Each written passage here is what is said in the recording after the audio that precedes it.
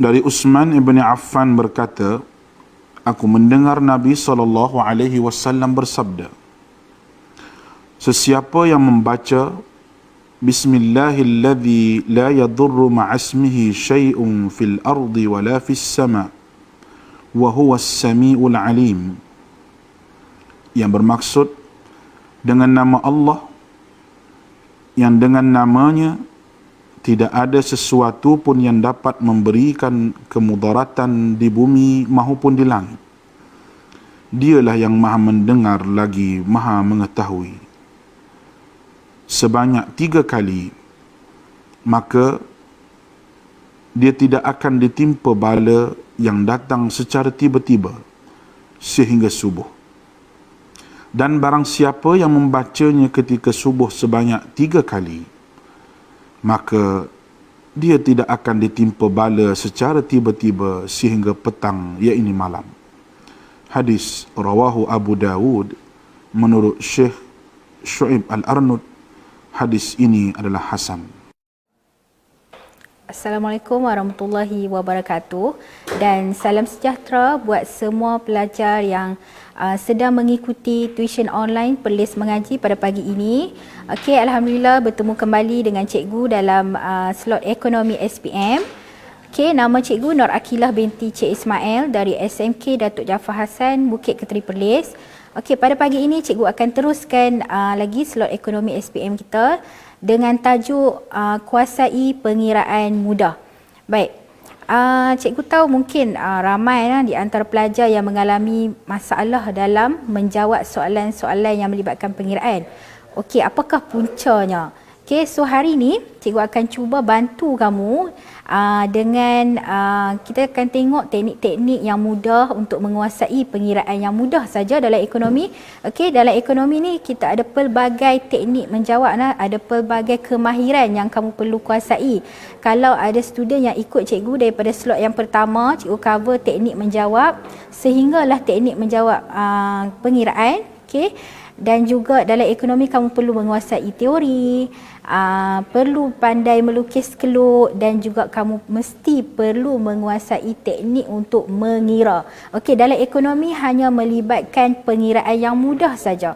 Okey, bila cikgu sebut pengiraan mudah, maksudnya dia hanya melibatkan tambah, tolak, darab, bahagi saja. Okey, tapi masih lagi perlu faham konsep ekonomi, apa yang hendak ditanya. Okey, jadi cikgu harap kamu ada sediakan kalkulator bersama-sama dengan cikgu sepanjang slot ini berlangsung. Okey, kita teruskan. Pertama sekali kita tengok dulu topik apa yang terlibat. Okey, apa topik yang boleh ditanya yang melibatkan soalan pengiraan. Okey, dalam tingkatan 4 kita ada 4 bab. Okey, hampir semua bab ada pengiraan. Okey, so kamu tak boleh nak lari daripada soalan pengiraan. Okey, kertas 1, kertas 2 ada soalan yang melibatkan pengiraan. Baik, dalam bab 1 pun ada, kamu perlu mengira kos lepas. Okey, kemudian bab 2, permintaan pasaran, penawaran pasaran, keanjalan harga permintaan, keanjalan harga penawaran. Okey, semua ni ada rumusnya yang tersendiri yang kamu kena ingat. Okey.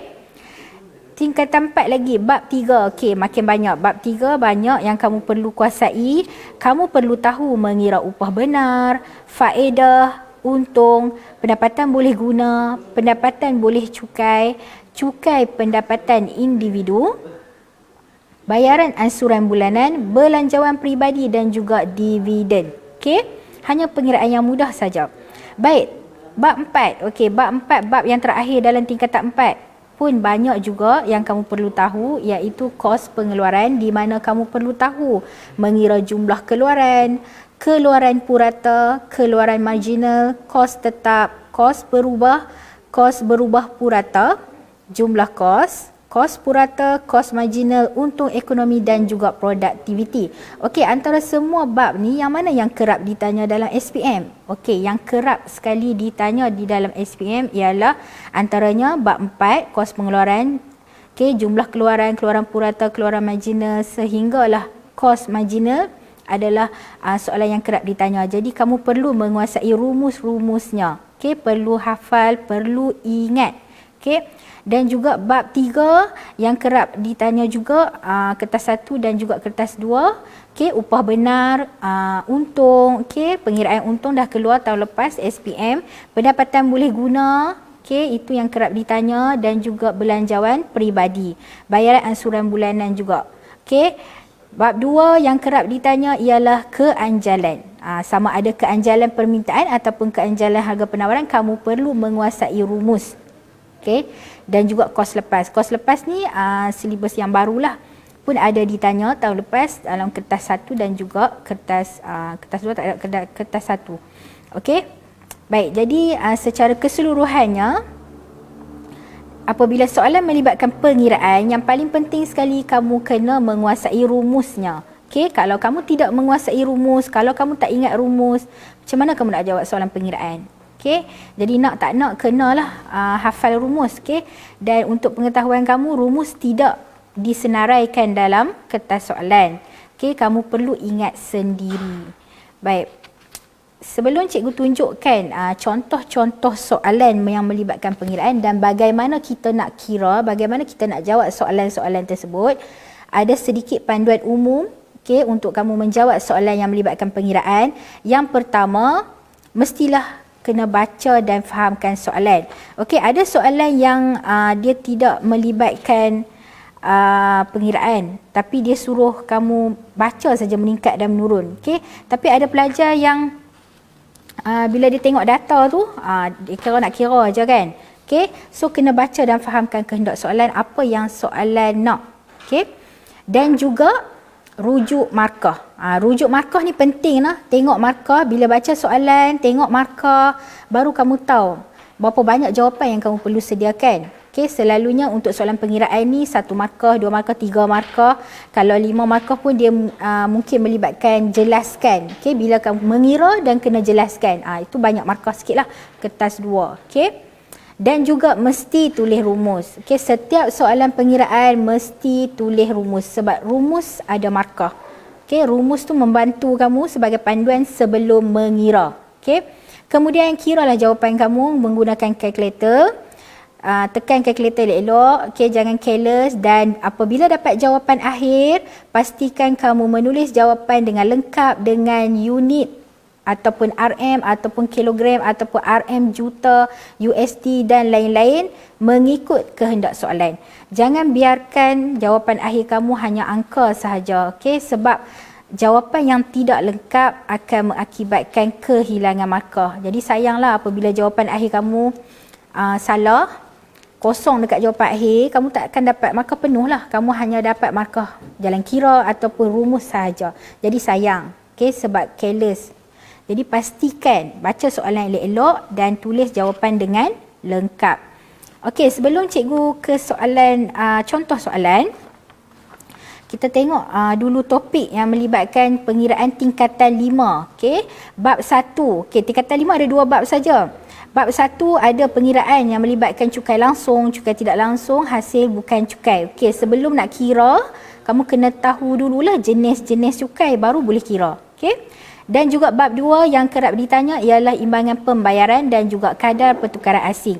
Kadar pertukaran asing setiap tahun ditanya dalam SPM. Okey, kertas 1 ada, kertas 2 pun ada. Jadi kamu perlu menguasai topik kadar pertukaran asing. Baik. Boleh cikgu nak teruskan? Okey, baik, kita tengok contoh soalan. Okey, contoh soalan kertas 1 ni cikgu ambil daripada SPM 2019, soalan tahun lepas yang melibatkan soalan pengiraan. Okey. Jadi macam mana kita nak kira? Soalan tanya jadual mana yang menggambarkan permintaan pasaran. Okey, baca dan fahamkan.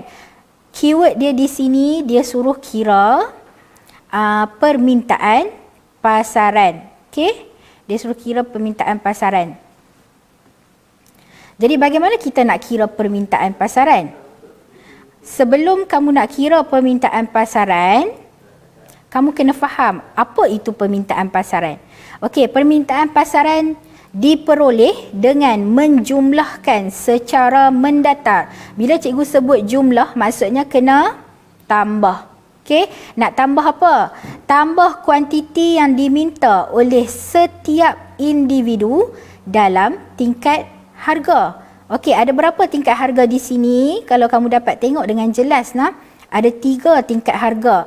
Kita ada RM10, RM20 dan RM30. Jadi itulah tingkat harga yang kamu kena jumlahkan secara mendatar. Okey. Baik, seterusnya apabila kamu dah faham konsep, kita akan mengira permintaan pasaran pada tingkat harga RM10. Cikgu akan kira pada tingkat harga RM10 dulu. Tengok nah. Pada tingkat harga RM10, permintaan ada 3 permintaan di sini, D1, D2 dan juga D3. Pada tingkat harga RM10, kamu ambil pen kamu, letak dekat RM10 ni. Kamu jalan sampai jumpa keluk. Berhenti di sini buat titik. Di sini ada 2 keluk di atas tingkat harga yang sama, iaitu RM10. Baca dia punya kuantiti di bawah. Berapa? 12 unit. Jadi ada 2 keluk yang jumlahnya sama, kuantiti yang sama. D3 12, D1 pun 12. Cikgu tulis kat sini 12. Kemudian kamu jalan lagi, ada lagi tak keluk? Ada lagi keluk. Jadi buat titik di sini dan baca kuantitinya, iaitu 16. D2 16.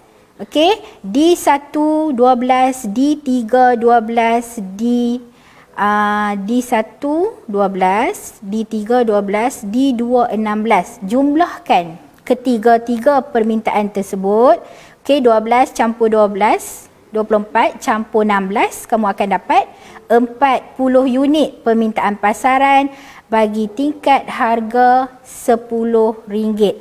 Cari di sini yang mana ada 10 unit pada tingkat harga RM10. Kita ada A dan juga B. C salah, D salah. Jadi dah terkeluar jawapan dia di situ, tak payah tengok dah.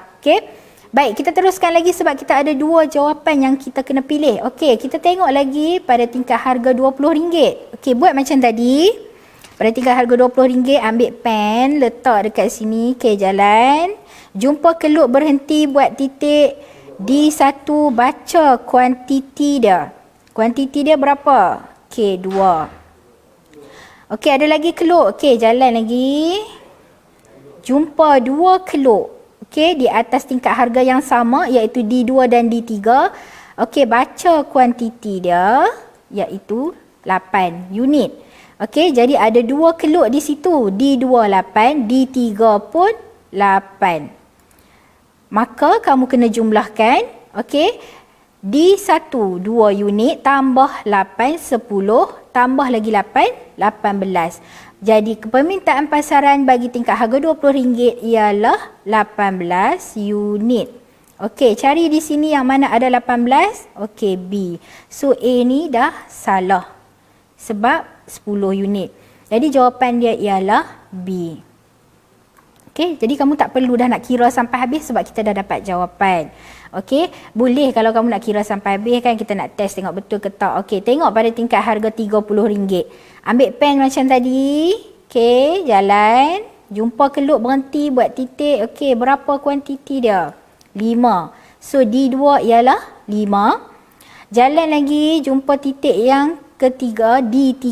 Kuantiti dia ialah 6. So 6 tambah 5, 11. Jadi betul lah kat sini 11. Kenapa tak ada satu keluk lagi?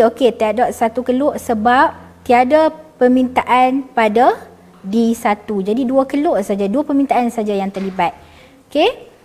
Baik, itu cara untuk menjawab kertas 1. Baik, kita teruskan lagi. Kita tengok soalan yang seterusnya. Baik, contoh soalan kertas 1 lagi, SPM 2019. Jadual 1 menunjukkan hubungan antara tingkat harga dengan kuantiti ayam diminta dalam kilogram. Baik, ni jadual. Jika harga meningkat daripada RM6 kepada RM12, berapakah nilai keanjalan harga permintaan? Keyword dia di sini dia suruh kira keanjalan harga permintaan. Jadi apakah rumusnya? Kena ingat rumus baru boleh kira. Okey. Jadi apa rumus dia? Okey. Rumus dia ialah ED. Okey, ED ni simbol untuk keanjalan harga permintaan. Kalau keanjalan harga penawaran, dia akan jadi ES. Kita tukar dekat situ saja. Yang lain sama. Okey. So, rumus dia ialah ED sama dengan Q1 tolak Q0 bahagi Q0 darab 100 bahagi besar P1 tolak P0 bahagi P0 darab 100. Okey, apa dia Q1 Q0 ni? Kita ulang kaji balik. Okey, ingatkan balik. Q1 itu ialah kuantiti baru. Q0 kuantiti asal. P1 ialah harga baru dan juga P0 ialah harga asal. Okey, kita dah tahu rumus, sekarang kita kena keluarkan maklumat tu sebab sekejap lagi kita nak gantikan dalam rumus. Okey, yang mana satu harga asal, yang mana satu harga baru? Daripada, okey, harga meningkat daripada RM6. Daripada ni ialah asal, RM6. Jadi kamu ambil pen kamu tu, tulis dalam soalan. Okey, tulis dekat jadual. RM6 ni ialah P0. Kita labelkan harga asal sebagai P0. Okey, apabila RM6 ialah P0, kuantiti akan ikut dia sekali. Ikut macam mana? Kalau sini P0 bermakna kuantitinya 30 kg ni ialah Q0. Ialah kuantiti asalnya. Okey, senang saja. Kemudian, apabila harga meningkat daripada RM6 kepada 12. Okey, kepada 12. 12 ni ialah harga harga baru. Jadi bila harga baru kita label dia sebagai P1. Okey, apabila P1 RM12, kuantiti dia akan ikut sekali jadi Q1 10 kg. Okey. Okey, sekarang kita dah dapat dah semua maklumat. Gantikan saja, masukkan saja dalam rumus. Okey, ni cikgu gantikan saja. Okey, Q1 10 tolak Q0 30 bahagi Q0 30 darab 100 bahagi besar P1 12 tolak P0 6 bahagi P0 6 darab 100. Sampai sini. Okey, sampai sini tekan kalkulator. Okey, nak tekan kalkulator, cikgu tahu ada pelajar yang tekan kalkulator salah. Bila salah, jawapan yang dia dapat pun akan salah lah. Okey, kenapa cikgu kata salah? Okey, kalkulator kamu, kebanyakan kalkulator yang dibenarkan masuk dalam dewan tu, kalkulator yang tidak diprogramkan. Jadi kamu tak boleh tekan sekaligus. Okey, kena kira selapis-selapis. Sebab kalau kamu tekan sekaligus, 10 tolak 30 bahagi 30 darab 100, bahagi 12 tolak 6, bahagi 6 darab 100, tekan terus sama dengan dia tak dapat. Okey, dia tak dapat jawapan yang tepat lah. Okey, jadi kamu kena kira 10 tolak 30 bahagi 30 darab 100. Okey, dapat berapa yang atas ni? Kamu akan dapat 66.6666 kan? Jadi kita bundarkan kepada 2 titik perpuluhan. Jadi 66.67. Okey, yang ada kalkulator tu kira bersama-sama dengan cikgu. Okey, bahagi. Okey, kira yang bawah pula. 12 tolak 6 bahagi 6 darab 100. Kita akan dapat, kamu akan dapat 100. Okey, sampai sini bahagi. 66.67 bahagi 100, kamu akan dapat 0.6667. So, bundarkan kepada 2 titik perpuluhan, kamu akan dapat jawapannya ialah B. Okey, 0.67. So, itu ialah soalan yang melibatkan keanjalan harga permintaan. Okey, ingat tolong ingat rumus. Baik, kita teruskan lagi. Masih lagi kertas 1 SPM 2019. Jadual 2 menunjukkan pendapatan Puan Husna pada bulan Januari 2019.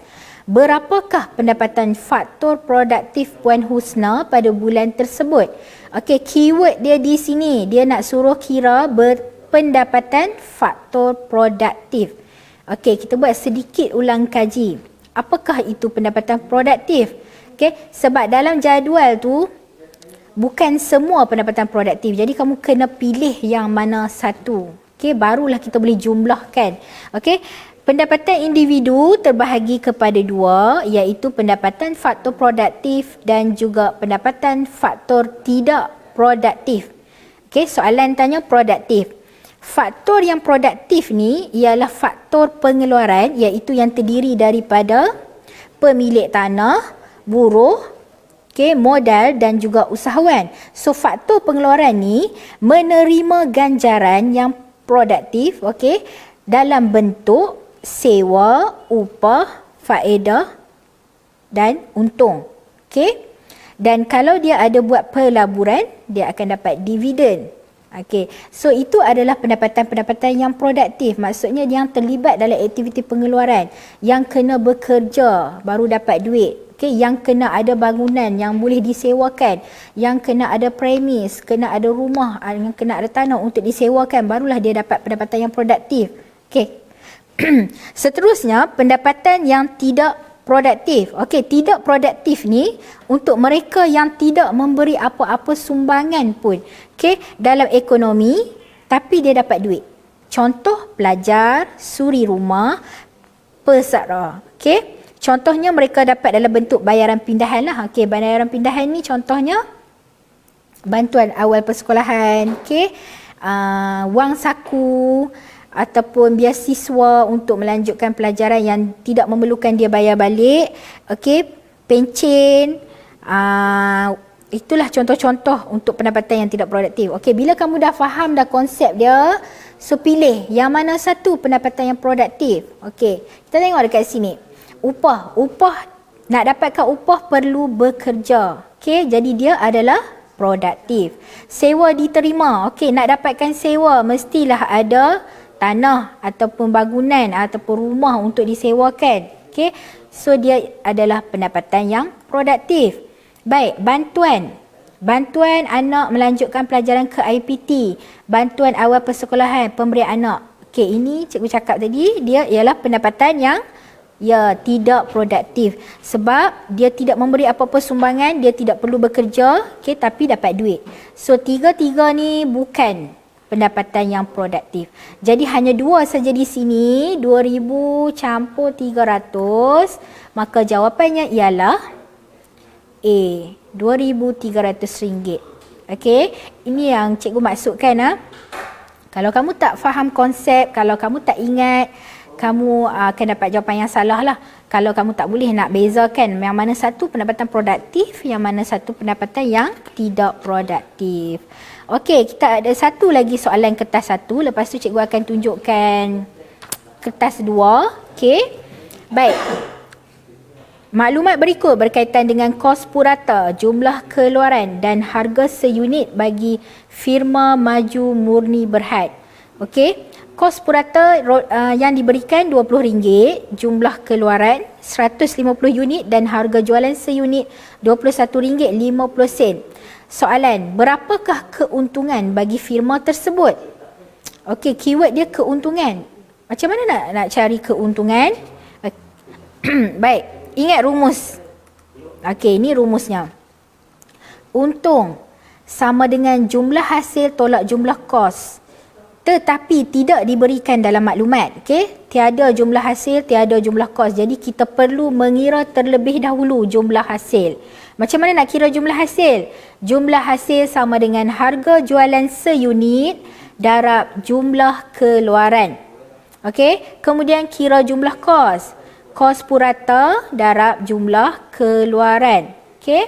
Baik. Pertama sekali kita akan kirakan jumlah hasil. Jumlah hasil, harga jualan seunit RM21.50 darab dengan 150 unit jumlah keluaran sama dengan RM3,225. Kemudian jumlah kos. Gantikan dalam rumus saja. Kos purata RM20 darab dengan jumlah keluaran 150 unit sama dengan RM3,000. Kemudian barulah kita akan masukkan dalam rumus keuntungan. Tolak saja untuk kita cari untung.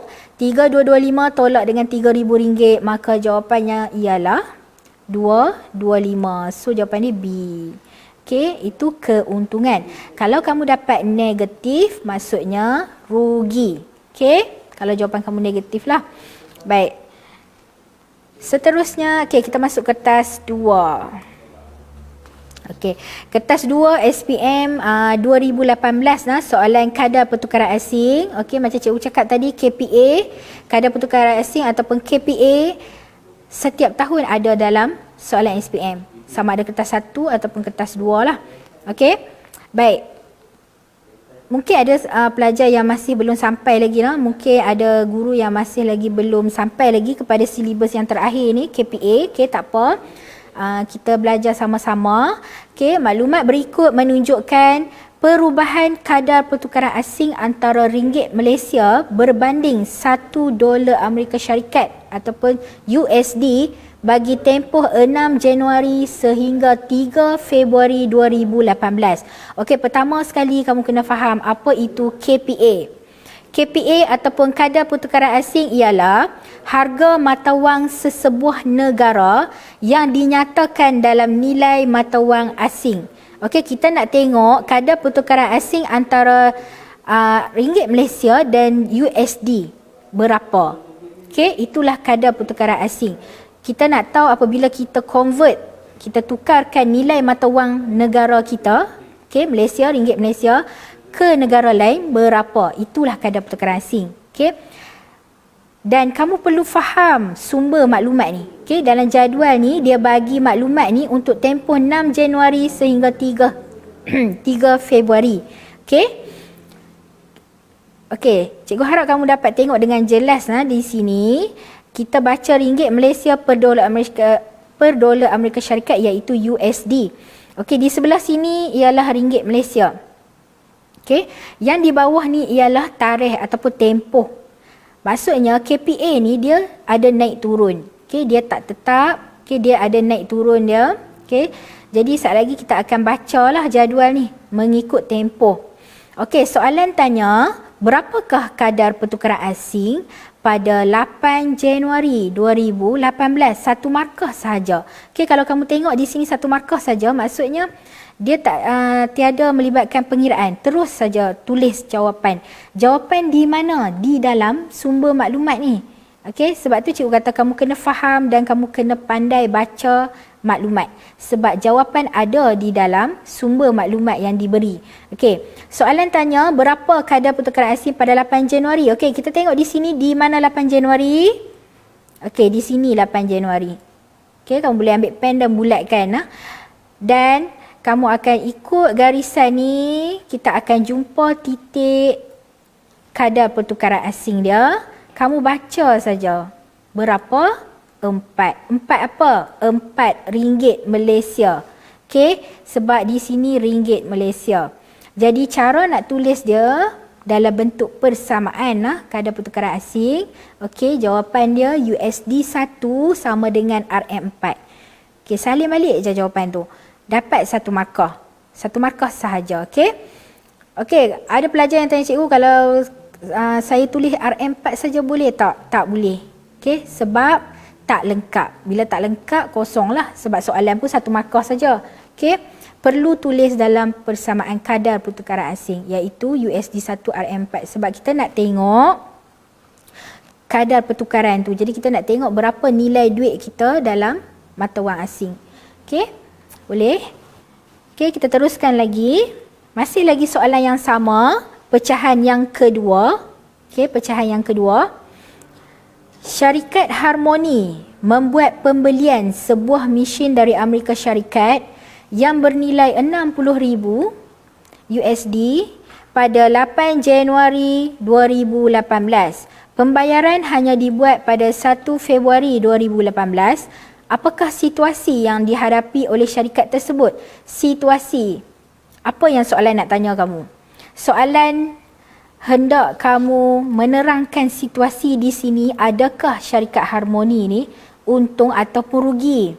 Itu situasi dia. Jadi jawapan kamu sekali lagi mesti untung ataupun rugi saja. Jadi kamu nak tahu untung atau rugi, sebelum nak tahu situasi tu, kita perlulah membuat pengiraan. Okey? Dan juga soalan dia jelaskan. Okey, jelaskan.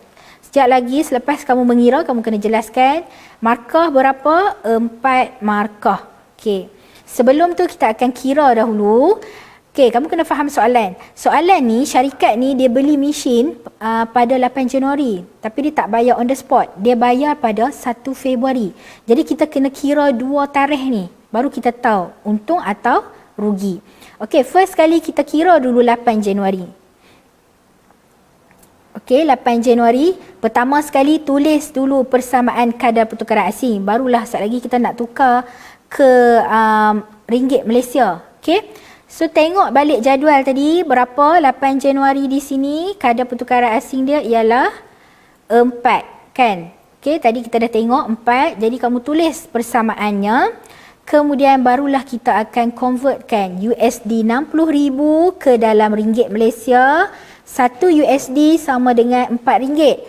Berapakah USD 60,000 dalam sebutan ringgit Malaysia? Jadi kena darab. Okey, kena darab.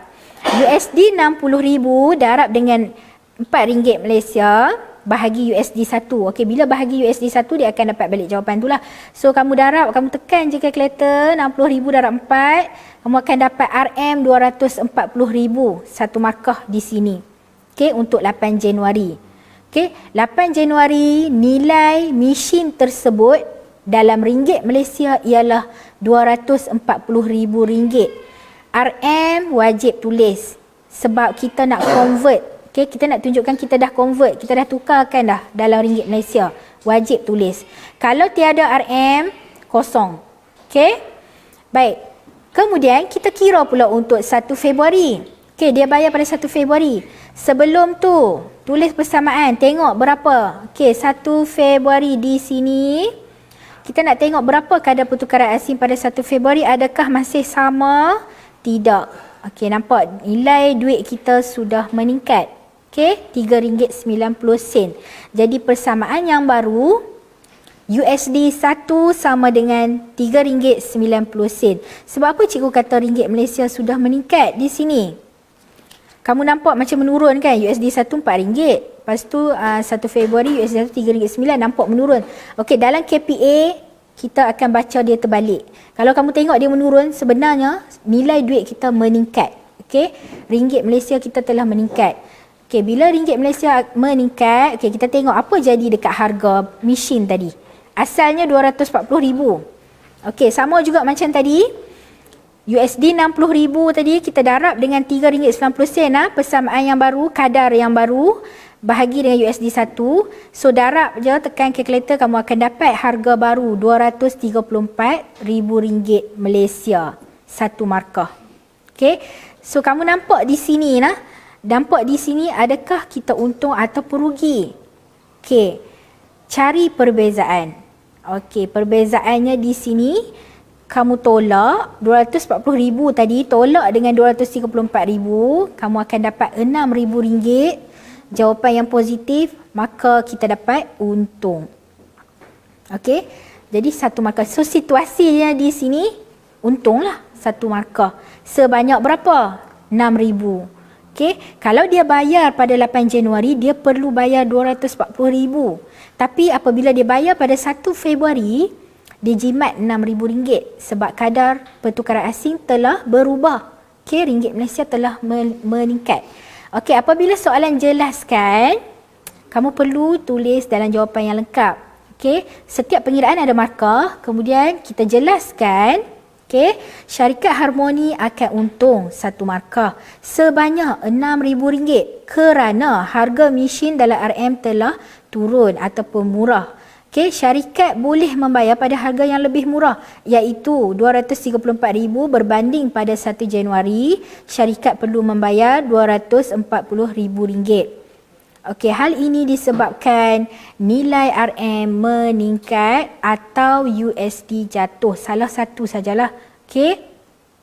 Kamu tengok di sini nah. Nilai dan harga, dua perkara yang berbeza. Okey. Jika kamu nak menceritakan ringgit Malaysia kita meningkat, kamu perlu meletakkan nilai ni. Jika kamu kata harga RM meningkat, okey, memang salah. Okey, salah. Sebab tak sama. Salah. Ataupun kamu hanya letak ringgit Malaysia sahaja, okey, maka kamu tak lengkap lah, kena letak nilai di situ sebab kita nak ceritakan duit kita dah naik, duit kita dah jadi mahal, okey, ataupun nilai USD jatuh. So dalam penjelasan kamu tu kena lengkap lah dengan perkataan-perkataan ni, harga, RM, nilai, USD, itu yang perlu kamu titik beratkan, okey, kerana kalau tak, jawapan boleh tak lengkap dan juga boleh kurang markah lah, tak dapat markah penuh. Jadi calon ni dapat 7 markah tapi maksimum 4 markah sajalah ikut soalan. Okey, jadi senang saja. Sebenarnya kadar pertukaran asing ni senang kalau kamu faham konsep dan juga faham bagaimana kita nak kira dia dalam ringgit Malaysia tadi. Okey? Okey, boleh? Okey, kita teruskan lagi contoh yang terakhir untuk kertas 2. Okey. Soalan ni soalan kos pengeluaran. Okey, kos pengeluaran memang setiap tahun ada soalannya. Okey. Maklumat di bawah menunjukkan kos pengeluaran sebuah firma. Untuk menghasilkan output sebanyak 40 unit, kos pengeluaran yang ditanggung ialah RM280. Apabila firma menambah output menjadi 50 unit, kos pengeluaran meningkat sebanyak 20%. Soalan, hitungkan kos marginal firma bagi output ke-50. Okey, soalan nak yang ke-50. 3 markah. Okey, sebelum nak kira kos marginal, kena ingat rumus. Okey, kos marginal rumusnya 1 markah untuk rumus. Okey, kos marginal sama dengan perubahan jumlah kos bahagi perubahan jumlah output. Okey, perubahan di sini membawa maksud kena tolak. Okey, kena tolak. Sebelum kamu nak masukkan dalam rumus, okey, cikgu nasihatkan kamu keluarkan maklumat dalam bentuk jadual. Senang nak tengok. Okey, senang nak tengok dan juga senang kamu nak kira masuk dalam rumus lagi. Okey.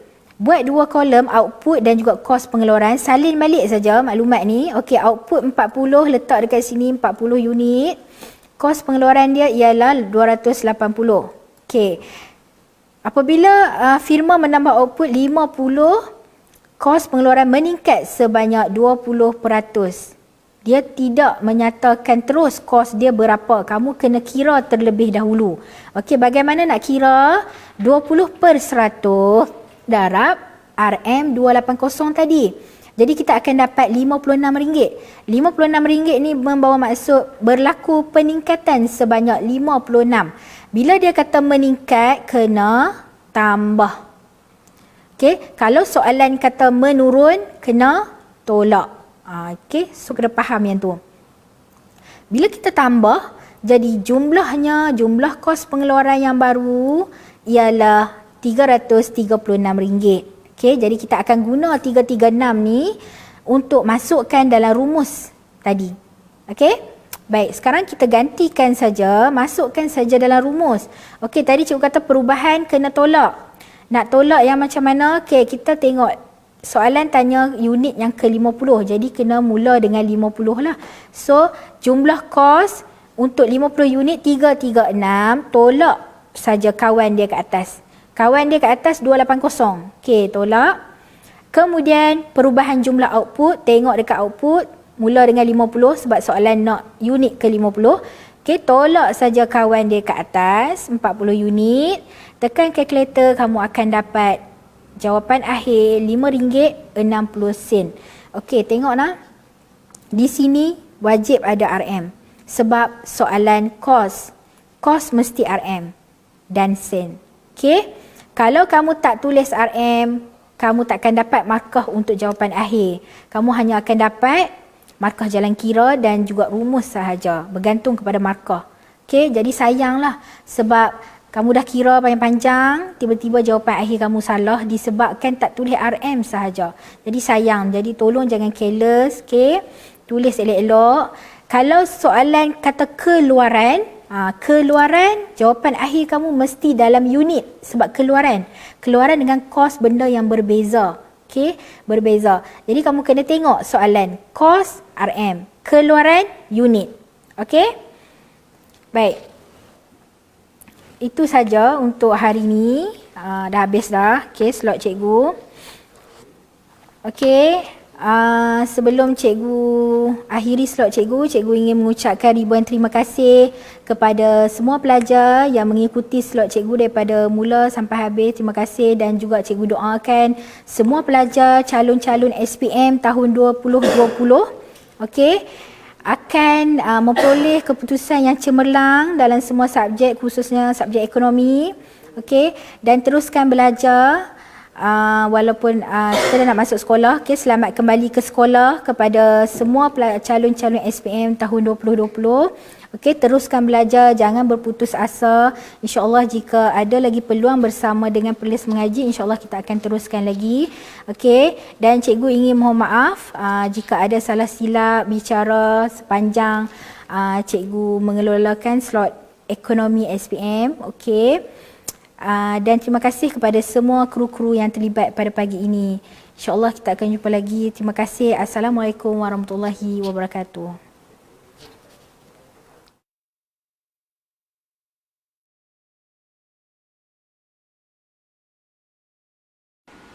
Daripada Anas bin Malik radhiyallahu anhu berkata, Nabi SAW pernah berdoa, Allahumma inni a'udzubika minal barasi wal jununi wal juzami wa min sayil asqam. Ya Allah, aku berlindung denganmu daripada penyakit sopak, penyakit gila, penyakit kusta dan penyakit-penyakit yang buruk. Hadis diriwayatkan oleh Al-Imam Abu Dawud dengan sanad yang sahih.